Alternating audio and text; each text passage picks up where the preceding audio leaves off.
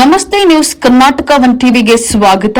ಈ ದಿನದ ದೇವನಹಳ್ಳಿ ತಾಲೂಕಿನ ಚಪ್ಪರಕಲ್ಲು ಬಳಿಯ ಬೆಂಗಳೂರು ಗ್ರಾಮಾಂತರ ಜಿಲ್ಲಾ ಭವನದಲ್ಲಿರುವಂತಹ ಜಿಲ್ಲಾ ಪಂಚಾಯಿತಿ ಸಭಾಂಗಣದಲ್ಲಿ ಜೂನ್ 27ಕ್ಕೆ ಕೆಂಪೇಗೌಡ ಥೀಮ್ ಪಾರ್ಕ್ ಲೋಕಾರ್ಪಣೆ ಹಾಗೂ ಜೂನ್ 27ಕ್ಕೆ ನಾಡಪ್ರಭು ಕೆಂಪೇಗೌಡರ ಜಯಂತಿ ದಿನದಂದು ಕೆಂಪೇಗೌಡ ಅಂತಾರಾಷ್ಟೀಯ ವಿಮಾನ ನಿಲ್ದಾಣದಲ್ಲಿ ನಿರ್ಮಾಣಗೊಂಡಿರುವಂತಹ ಕೆಂಪೇಗೌಡ ಥೀಮ್ ಪಾರ್ಕ್ ಅನ್ನು ಮುಖ್ಯಮಂತ್ರಿ ಡಿಕೆ ಶಿವಕುಮಾರ್ ಅವರು ಲೋಕಾರ್ಪಣೆ ಮಾಡಲಿರುವಂತಹ ವಿಷಯದ ಬಗ್ಗೆ ಪೂರ್ವಭಾವಿ ಸಭೆ ನಡೆದಂತಹ ಸುದ್ದಿ ನಿಮ್ಮ ನ್ಯೂಸ್ ಕರ್ನಾಟಕ ಒನ್ ಟಿವಿಯಲ್ಲಿ ವೀಕ್ಷಿಸಿ.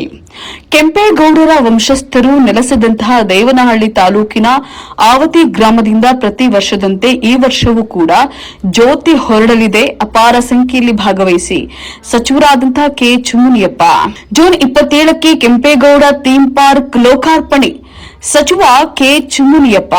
ಬೆಂಗಳೂರು ಗ್ರಾಮಾಂತರ ಜಿಲ್ಲಾ ಭವನದ ಜಿಲ್ಲಾ ಪಂಚಾಯಿತಿ ಸಭಾಂಗಣದಲ್ಲಿ ಜೂನ್ 27ಕ್ಕೆ ನಾಡಪ್ರಭು ಕೆಂಪೇಗೌಡರ ಜಯಂತಿ ಪೂರ್ವಭಾವಿ ಸಭೆಯಲ್ಲಿ ಅಧ್ಯಕ್ಷತೆ ವಹಿಸಿ ಮಾತನಾಡಿ, ಜೂನ್ 27ಕ್ಕೆ ನಾಡಪ್ರಭು ಕೆಂಪೇಗೌಡರ ಜಯಂತಿ ದಿನದಂದು ಕೆಂಪೇಗೌಡ ಅಂತಾರಾಷ್ಟೀಯ ವಿಮಾನ ನಿಲ್ದಾಣದಲ್ಲಿ ನಿರ್ಮಾಣಗೊಂಡಿರುವಂತಹ ಕೆಂಪೇಗೌಡ ಥೀಮ್ ಪಾರ್ಕ್ ಅನ್ನು ಮುಖ್ಯಮಂತ್ರಿ ಡಿಕೆ ಶಿವಕುಮಾರ್ ಅವರು ಲೋಕಾರ್ಪಣೆಯನ್ನ ಮಾಡಲಿದ್ದಾರೆ ಅಂತ ಹೇಳಿ ಆಹಾರ ನಾಗರಿಕ ಸರಬರಾಜು ಮತ್ತು ಗ್ರಾಹಕರ ವ್ಯವಹಾರಗಳ ಸಚಿವರಾದಂತಹ ಕೆ ಚುಮ್ಮನಿಯಪ್ಪ ಹೇಳಿದರು. ಜಿಲ್ಲಾಡಳಿತ ಭವನದ ಜಿಲ್ಲಾ ಪಂಚಾಯತ್ ಸಭಾಂಗಣದಲ್ಲಿ ಶುಕ್ರವಾರ ನಡೆದಂತಹ ಕೆಂಪೇಗೌಡ ಜಯಂತಿ ಪೂರ್ವಭಾವಿ ಸಿದ್ದತಾ ಸಭೆಯ ಅಧ್ಯಕ್ಷತೆಯನ್ನು ವಹಿಸಿ ಅವರು ಮಾತನಾಡಿದರು. ದೇವನಹಳ್ಳಿಯ ಕೆಂಪೇಗೌಡ ಅಂತಾರಾಷ್ಟೀಯ ವಿಮಾನ ನಿಲ್ದಾಣದಲ್ಲಿ 108 ಅಡಿ ಎತ್ತರದ ಬೆಂಗಳೂರು ನಿರ್ಮಾತೃ ಕೆಂಪೇಗೌಡರ ಭವ್ಯ ಕಂಚಿನ ಪ್ರತಿಮೆ ಬಳಿ ಅಂದಾಜು 20 ಕೋಟಿ ರೂಪಾಯಿಗಳ ವೆಚ್ಚದಲ್ಲಿ ಕೆಂಪೇಗೌಡ ಥೀಮ್ ಪಾರ್ಕ್ ಅನ್ನು ನಿರ್ಮಿಸಲಾಗಿದ್ದು, ಜೂನ್ 27ರಂದು ಮುಖ್ಯಮಂತ್ರಿಗಳು ಬೆಳಗ್ಗೆ 8:30ಕ್ಕೆ ಲೋಕಾರ್ಪಣೆಯನ್ನ ಮಾಡಲಿದ್ದಾರೆ ಅಂತ ಹೇಳಿ ತಿಳಿಸಿದ್ರು. ರಾಜ್ಯ ಮಟ್ಟದ ಕಾರ್ಯಕ್ರಮವು ಬೆಂಗಳೂರು ನಗರದ ಕೆಂಗೇರಿಯ ಕೆಂಪೇಗೌಡ ಬಡಾವಣೆಯಲ್ಲಿ ಆಚರಿಸಲು ತೀರ್ಮಾನಿಸಲಾಗಿದೆ. ಕೆಂಪೇಗೌಡರ ವಂಶಸ್ಥರು ನೆಲೆಸಿದಂತಹ ದೇವನಹಳ್ಳಿ ತಾಲೂಕಿನ ಆವತಿ ಗ್ರಾಮದಿಂದ ಪ್ರತಿ ವರ್ಷದಂತೆ ಈ ವರ್ಷವೂ ಜ್ಯೋತಿ ಹೊರಡಲಿದೆ ಅಂತ ಹೇಳಿ ತಿಳಿಸಿದ್ರು. ರಾಜ್ಯ ಮಟ್ಟದ ಕಾರ್ಯಕ್ರಮಕ್ಕೆ ಜಿಲ್ಲೆಯಿಂದ ಕನಿಷ್ಠ 5,000 ಜನ ಹೊರಡಬೇಕಿದೆ. ಆವತಿಯಿಂದ ಜ್ಯೋತಿ ಜೊತೆಗೆ ಏರ್ಪೋರ್ಟ್ನಲ್ಲಿ ಸಿಎಂ ಕಾರ್ಯಕ್ರಮ, ರಾಜ್ಯ ಮಟ್ಟದ ಕಾರ್ಯಕ್ರಮ ಒಂದೇ ದಿನ ಇರೋದ್ರಿಂದ ಏಕಕಾಲದಲ್ಲಿ ರಾಜ್ಯ ಹಾಗೂ ಜಿಲ್ಲಾ ಮಟ್ಟದ ಕಾರ್ಯಕ್ರಮದಲ್ಲಿ ಜನರು ಭಾಗಿಯಾಗಲು ಸಾಧ್ಯವಾಗುವುದಿಲ್ಲ. ಹಾಗಾಗಿ ಜಿಲ್ಲಾ ಮಟ್ಟದ ಕೆಂಪೇಗೌಡ ಜಯಂತಿ ಕಾರ್ಯಕ್ರಮವನ್ನು ವಿಜೃಂಭಣೆಯಿಂದ ಆಚರಿಸಲು ಬೇರೊಂದು ದಿನ ಆಯೋಜಿಸಲು ತೀರ್ಮಾನಿಸಲಾಗಿದ್ದು, ಸಮುದಾಯದ ಮುಖಂಡರ ಜೊತೆ ಚರ್ಚಿಸಿ ದಿನಾಂಕ ನಿಗದಿಪಡಿಸಲಾಗುವುದು ಅಂತ ಹೇಳಿ ಸಚಿವರು ತಿಳಿಸಿದರು.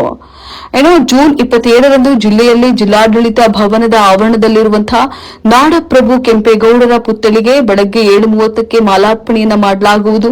ನಂತರ ಬೆಳಗ್ಗೆ 8 ಗಂಟೆಗೆ ಆವತಿಯಲ್ಲಿ ಜ್ಯೋತಿ ಹೊರಡಲು ಚಾಲನೆಯನ್ನ ನೀಡಲಾಗುವುದು.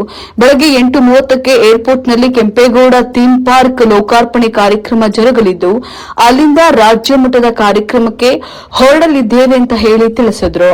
ರಾಜ್ಯ ಮಟ್ಟದ ಕಾರ್ಯಕ್ರಮಕ್ಕೆ ಹೊರಡಲು ಜಿಲ್ಲೆಯ ನಾನಾ ಭಾಗಗಳಿಂದ ಬೆಳಗ್ಗೆ 7 ಗಂಟೆಗೆ ಬಸ್ ವ್ಯವಸ್ಥೆಯನ್ನ ಮಾಡಲಾಗುವುದು. ಜೊತೆಗೆ ಉಪಹಾರ ಕೂಡ ಇರಲಿದೆ. ಜಿಲ್ಲೆಯ ಎಲ್ಲಾ ಸಂಘಟನೆಗಳ ಮುಖಂಡರು, ಸಮುದಾಯದ ಮುಖಂಡರು, ಸಾರ್ವಜನಿಕರು ಪಕ್ಷಾತೀತವಾಗಿ ಹೆಚ್ಚಿನ ಸಂಖ್ಯೆಯಲ್ಲಿ ಭಾಗವಹಿಸಿ ಅಂತ ಹೇಳಿ ಸಚಿವರು ಮನವಿಯನ್ನ ಮಾಡಿದರು. ಸಭೆಯಲ್ಲಿ ಜಿಲ್ಲಾಧಿಕಾರಿ ಡಾ ಕೆ ಅನುರಾಧ, ಬೆಂಗಳೂರು ಗ್ರಾಮಾಂತರ ಜಿಲ್ಲಾ ಪಂಚಾಯತ್ ಮುಖ್ಯ ಕಾರ್ಯನಿರ್ವಾಹಕ ಅಧಿಕಾರಿ ಡಾ ವಾಸಂತಿ ಅಮರ್, ಬೇವಿ ಗ್ಯಾರಂಟಿ ಯೋಜನೆ ಅನುಷ್ಠಾನ ಪ್ರಾಧಿಕಾರದ ಜಿಲ್ಲಾಧ್ಯಕ್ಷ ರಾಜಣ್ಣ, ಬಯಪ ಅಧ್ಯಕ್ಷ ದ್ಯಾವರಹಳ್ಳಿ ಶಾಂತಕುಮಾರ್ ವಿ, ದೇವನಹಳ್ಳಿ ಬ್ಲಾಕ್ ಕಾಂಗ್ರೆಸ್ ಅಧ್ಯಕ್ಷ ಕೆಸಿ ಮಂಜುನಾಥ್, ವಿಜಯಪುರ ಬ್ಲಾಕ್ ಕಾಂಗ್ರೆಸ್ ಅಧ್ಯಕ್ಷ ದೇನ್ನೂರು ಮಂಜುನಾಥ್, ಗ್ಯಾರಂಟಿ ಯೋಜನೆಗಳ ತಾಲೂಕು ಅಧ್ಯಕ್ಷ ಜಗನ್ನಾಥ್, ಬಿಜೆಪಿ ತಾಲೂಕು ಅಧ್ಯಕ್ಷ ಅಂಬರೀಶ್ ಗೌಡ, ಬಿಜೆಪಿ ಜಿಲ್ಲಾ ಮಾಜಿ ಪ್ರಧಾನ ಕಾರ್ಯದರ್ಶಿ ಎಚ್ಎಂ ರವಿಕುಮಾರ್, ಬಿಜೆಪಿ ರೈತ ಮೋರ್ಚಾ ಮಾಜಿ ಖಜಾಂಚಿ ಕೆಸಿ ಮುನಿರಾಜು, ರಾಜ್ಯ ಯುವ ಕಾಂಗ್ರೆಸ್ ಪ್ರಧಾನ ಕಾರ್ಯದರ್ಶಿ ನಾಗೇಶ್, ಬಯಪ ನಿರ್ದೇಶಕರಾದಂತಹ ವಿಜಯಪುರ ವಿ ಮಂಜುನಾಥ್, ಅಣ್ಣೇಶ್ವರ ಗ್ರಾಮ ಪಂಚಾಯಿತಿ ಮಾಜಿ ಅಧ್ಯಕ್ಷ ಮಾಜಿ ಸದಸ್ಯ ಚಂದ್ರಶೇಖರ್, ಭುವನಹಳ್ಳಿ ಕಾಂಗ್ರೆಸ್ ಮುಖಂಡ ಮುನಿರಾಜು ಸೇರಿದಂತೆ ಜಿಲ್ಲಾ ಮಟ್ಟದ ಅಧಿಕಾರಿಗಳು, ವಿವಿಧ ಸಂಘ ಸಂಸ್ಥೆಗಳ ಮುಖಂಡರು, ಒಕ್ಕಲಿಗ ಸಮುದಾಯದ ಮುಖಂಡರು, ಸದಸ್ಯರು ಉಪಸ್ಥಿತರಿದ್ದರು.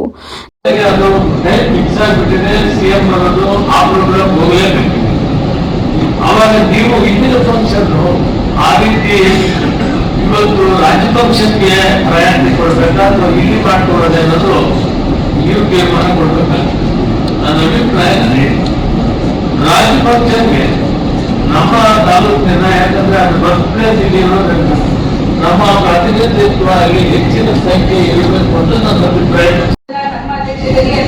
ನನ್ನ ಅಧ್ಯಕ್ಷತೆಯಲ್ಲಿ ನಾನು ಅವರ ನಮ್ಮ ಡಿ.ಸಿ ಆಫೀಸ್ ಕೋರ್ಟಲ್ಲಿ ಒಂದು ಮೀಟಿಂಗ್ ಮಾಡ್ತೀನಿ ಸರ್. ಅದು ರೆಸ್ಟ್ರಿಕ್ಟೆಡ್ ಮೀಟಿಂಗ್ ಸರ್.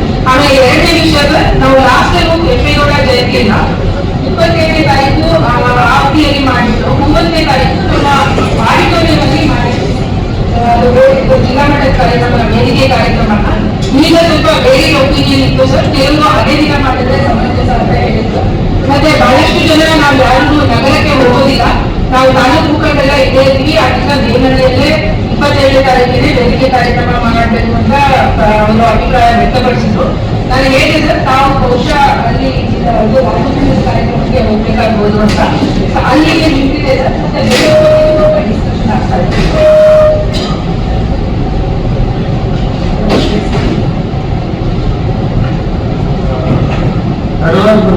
ನಾಳೆ ಡೇ ಫಂಕ್ಷನ್ನಲ್ಲಿ ಘೋಷಣೆ ಮಾಡಬಹುದು.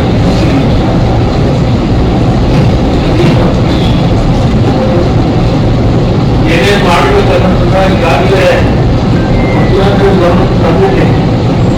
ನಾವೇನಾದ್ರು ಘೋಷಣೆ ಮಾಡಿದ್ರೆ ನಾಳೆ ಡೇ ಫಂಕ್ಷನ್ನಲ್ಲಿ ಮಾಡ್ತಾರೆ ಅಂತ ಮಾಡ್ತಿದ್ದೆ. ಸೊ ಈಗ ನೀವು ಇದಕ್ಕೆ ಸಪ್ರೇಟ್ ಮೀಟಿಂಗ್ ಮಾಡಿ 3 ಗಂಟೆಗೆ ಒಂದು ಪ್ರೋಗ್ರಾಮ್ ನಡೆಸಿಕೊಂಡು ನಾನೇನ್ ಮಾಡಬೇಕು ಅಂತ ಹೇಳಿ ನಾನು ಮಾಡ್ತೇನೆ. ನನ್ನ ಅಭಿಪ್ರಾಯ ಕೊಟ್ಟಿದ್ದೀನಿ. ಒಂದು ಬೆಳಗ್ಗೆ 8:30 ಫಂಕ್ಷನ್ಗೆ ಏರ್ಪೋರ್ಟ್ ಜನ ಇರ್ತಾರೆ.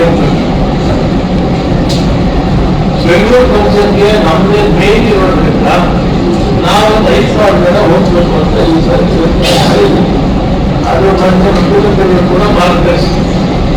ಅದು ಚಂದ್ರವಾಗಿರೋದ್ರಿಂದ ಆ ಭಾಗದಿಂದ ಹೆಚ್ಚಿನ ಜನ ಪ್ರವೇಶಿಸಿದ್ದಾರೆ ಅಂತ ಹೇಳಿದರೆ ಬರ್ತೀರನ್ನ ಮಾತು ಕೊಟ್ಟಿದೆ. ಈಗ ನೀವು ನಿರ್ಣಯ ಮಾಡಬೇಕು. ನಮ್ಮ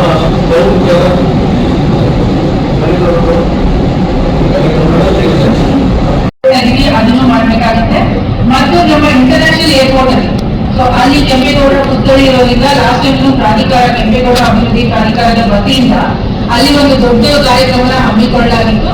ಈ ಸರಿ 20 ಕೋಟಿದು ಒಂದು ಥೀಮ್ ಪಾರ್ಕ್ ಮಾಡಿದ್ದಾರೆ.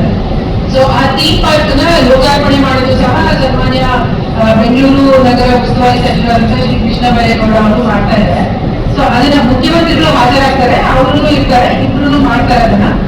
ಇದು ಇಷ್ಟು ಏನಿದೆ ನಾವು ಮ್ಯಾಕ್ರೋಸ್ಕೋಪಿಕಲಿ ಅಂದ್ರೆ ಔಟ್ಲೈನ್ ಅನ್ಕೊಂಡಿರೋದು ಹೀಗೆ ಮಾಡೋಣ ಅಂತ. ಇದು ಬರೀ ಟೆಂಟೇಟಿವ್ ಅಷ್ಟೇ. ಸನ್ಮಾನ್ಯ ಸಚಿವರು ಈಗ ಆಗಮಿಸ್ತಾರೆ. ಅವ್ರು ಬೇರೆ ಏನೋ ಒಂದು ಇಂಪಾರ್ಟೆಂಟ್ ಕಾರ್ಯಕ್ರಮ ಇತ್ತು ಅಂತ ಹೇಳ್ಬಿಟ್ಟು ಅನ್ಅವೈಲೇಬಲ್ ಇತ್ತು ಅಂತ ಹೇಳಿ ಅವ್ರು ಬರಕ್ಕಾಗಿಲ್ಲ. ಜನರಲಿ ಅವ್ರು ಹೇಗ್ ಮಾಡೋದಿಲ್ಲ, ಜಾಯಿನ್ ಆಗ್ತಾರೆ. ನಾನು ಸಚಿವರ ಅಧ್ಯಕ್ಷತೆಯಲ್ಲೇ ಮಾಡಿದ್ರೆ ಅದು ಚೆನ್ನಾಗಿರುತ್ತೆ ಅಂತ ಹೇಳ್ಬಿಟ್ಟು ನಮ್ಗೆ ಎಲೆಕ್ಷನ್ ಒಂದು ಮೀಟಿಂಗ್ ಇತ್ತು, ನಾನು ಅದನ್ನು ಇದ್ದೆ. ಸೊ ಈಗ ನಮ್ಮ ಅಭಿಪ್ರಾಯ ನಾವು ಹೇಳಿದ್ರೆ ನಾವು ಏನ್ ಮಾಡಿದೀವಿ ಅಂತ ನಾನು ಈಗಾಗಲೇ ಹೇಳಿದೆ. ಆವತಿಯಲ್ಲಿ ನಾವು ಪ್ರತಿದಿನ ಫಸ್ಟ್ ಇಲ್ಲಿ ಕೆಂಪೇಗೌಡ ಪುತ್ಥಳಿಗೆ ಮಾಲಾರ್ಪಣೆ ಮಾಡ್ತಾರೆ ಸನ್ಮಾನ್ಯ ಮುಖ್ಯಮಂತ್ರಿಗಳು ಮತ್ತು ಬೆಂಗಳೂರು ಉಸ್ತುವಾರಿ ಸಚಿವರು.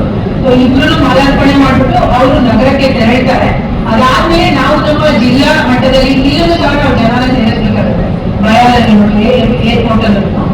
ಸೊ ಇಲ್ಲಿಂದ ಮತ್ತೆ ಅಲ್ಲಿಂದ ನಾವು ಆವತಿಗೆ ಬಂದು ಇಷ್ಟು ದಿನ ಹೇಗೆ ಮಾಡ್ತಾ ಇದ್ವಿ, ದೀಪನ ಓಡಿಸೋದು, ಜ್ಯೋತಿನ ಓಡಿಸೋದು ಅದೆಲ್ಲ ಮಾಡ್ಬೇಕು ಅಂತ ನಾವು ಈ ಟೆಂಟೇಟಿವ್ಲಿ ಅನ್ಕೊಂಡಿದೀವಿ. ಮತ್ತೆ ಸ್ಮಾರಕದ ಬಗ್ಗೆ ಅಭಿವೃದ್ಧಿ ಪಡಿಸಿದ್ರು ಸನ್ಮಾನ್ಯ ಸಚಿವರು ಬಂದ್ಬಿಟ್ಟು ಅವ್ರು ಹೇಳ್ತಾರೆ ಏನ್ ಮಾಡ್ಬೇಕು ಅಂತ ಹೇಳ್ಬಿಟ್ಟು. ಇಷ್ಟನ್ನ ಹೊರತುಪಡಿಸಿ ಯಾವ ತಮ್ಮದು ಏನಾದ್ರು ಸಜೆಷನ್ಸ್ ಇದ್ರೆ, ಹೊಸ ಸಜೆಷನ್ಸ್ ಇದ್ರೆ ಹೇಳಿದ್ರೆ ಅದನ್ನೂ ಇನ್ಕಾರ್ಪೊರೇಟ್ ಮಾಡ್ಕೊಳ್ಳೋಣ.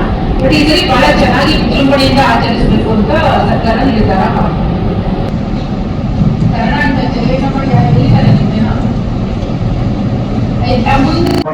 ಜನಕ್ಕೆ ಅಲ್ಲಿ ಮತ್ತೆ ಒಂದು ಪ್ರತಿಭೆಗೆ ಹಾಗೂ ದೇವನಹಳ್ಳಿಯಲ್ಲಿ ಟೌನ್ ಅಲ್ಲಿ ಇರ್ತಕ್ಕಂಥ ಎಲ್ಲಾ ದೇವಸ್ಥಾನಗಳಿಗೂ ಕೂಡ ಲೈಟಿಂಗ್ ಅನ್ನ ಮಾಡಬೇಕು ಅಂತ ಲಾಸ್ಟ್ ಟೈಮ್ ಮಾಡಿಸಿದ್ವಿ.